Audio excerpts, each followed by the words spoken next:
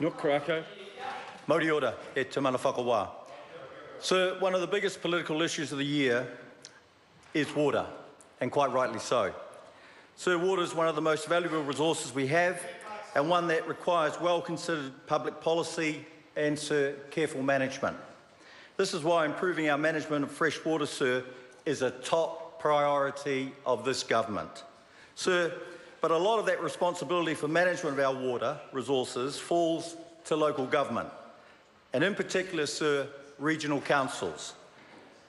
Mr. Speaker, 70% of New Zealand's fresh water, the resource itself, is actually in Canterbury, and it falls under the responsibility of Environment Canterbury. Sir, you would think that given that stat, that it would have been a priority number one for the Environment Canterbury councillors to get water management right, but apparently not. Mr. Speaker, Ngāi Tahu a mana whenua, and a significant interest in the management of water resources in the Canterbury region. You might think, sir, that ECAN would have seen its relationship with Ngāi Tahu as a key one, but no, they didn't. No, they didn't.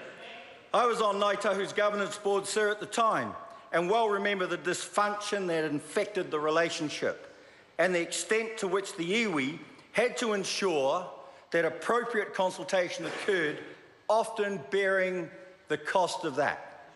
Sir, the Creech report in 2010 found that ECAN had no established systems and processes for iwi input or even consultation. Sir, that was the background to the Creech report's recommendation that ECAN councillors be replaced with commissioners, and that's exactly what happened. Sir, this is a decision that no government would want to be put in a position to do. And also, sir, and one that I know was not taken lightly. But it was the right decision, sir, and the result has been that environmental management in our region is back on track.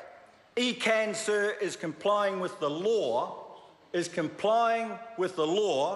the issuing of consents.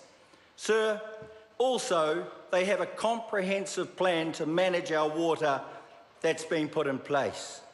So, in fact, ECAN are not merely compliant with the law now, it has gone from being one of the country's slowest and worst performing councils to being one of the best. Strong relationships have been established, sir, with Ngāi Tahu and the territorial authorities in this region. Sir, now is the time to begin the transition. I agree with that. Now is the time to begin the transition.